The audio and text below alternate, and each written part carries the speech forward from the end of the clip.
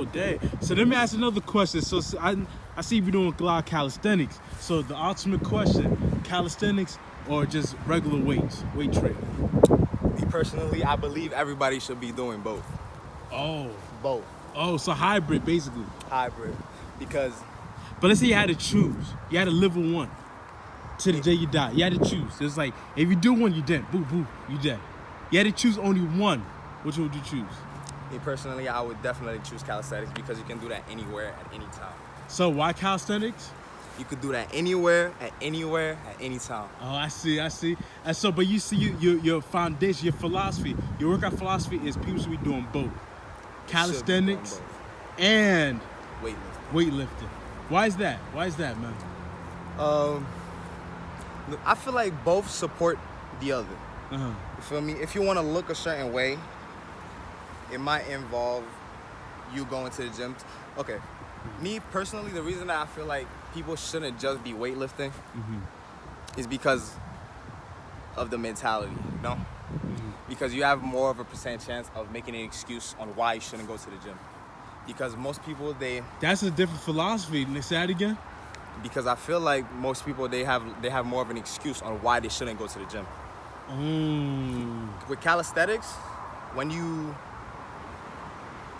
do calisthenics, you could do calisthenics anywhere. You could wake up and do calisthenics in your living room. As long as you got a wall and you got a floor, you don't gotta do much. So you're basically saying that the gym kind of provides excuses. People can be like, I don't want to go to the gym. I don't want to go to the gym. Or my membership is about to end. I can't pay for the gym. I can't do this. Calisthenics is free. The park is free. Everything is free. You don't need to use any weights. You got your body weight. You have to get used to your body weight. Most people, you see most big guys, they could do a lot of, they could lift a lot. But when it comes to doing a pull-up, it's really hard for them.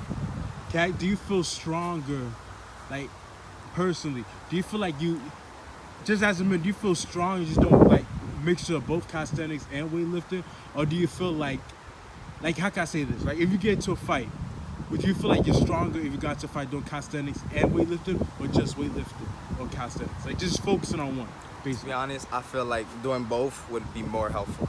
Because when weightlifting, it gets you really big, and then it can make a lot of people stiff with the way they move. You feel me? With calisthenics, it's all about being flexible and being, just being athletic and body control in general. Okay, you feel me? Because just like it did with the muscle, it's a lot of transitioning. Weightlifting it can make you stiff. After you finish, okay, let's say you lift like a big, really heavy weight. When you're walking, you feel stiff. You might feel big, but at the same time you're stiff. But like you don't want to be stiff, Because I saw an example online not too long ago actually. Because it was a bodybuilder versus a calisthenic guy, and then he put a little tab on his back. And he told the calisthenics guy to take off the tab, and he took it right off. And he told the bodybuilder to take it off, and then his back was so big.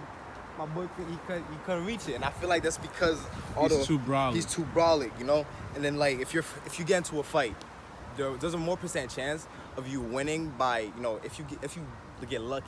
You don't want to get lucky. I feel like stamina and being able to move around and last for a really long time is important, because you could hit somebody so many times, and then for them not to hit you is like. It's really hard. Okay, it's harder for them to hit you than it is for you. You get me? I see what you're talking about. Same with calisthenics. You could be more fluid and move around more than if you bodybuilding. You're kind of more stiff, like in your jab or whatnot. So basically, that's what you're saying. Let's say you're fighting a big guy. He could throw the first punch and not hit you, but you're gonna end up hitting him. You're already one-upping him. You feel me? Oh, I see. Now let me ask you a question. Do you feel like in a wrestling match, the bodybuilder will win versus the calisthenics? But you feel like in just a real life situation, the calisthenics will win because he could create distance, he has more stamina, he's more fluidity in his punches, basically. What do you think?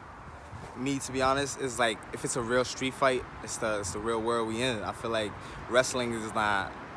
I mean, it could definitely help you, but there's ways you could dodge somebody tackling you. But let's say a calisthenics guy and a guy who lifts weights. Who do you think personally? and they both at the same level. Everything's same, except for the weight. There might be a slight weight differences. The guy lift weights. Who do you think will win? Your personal opinion.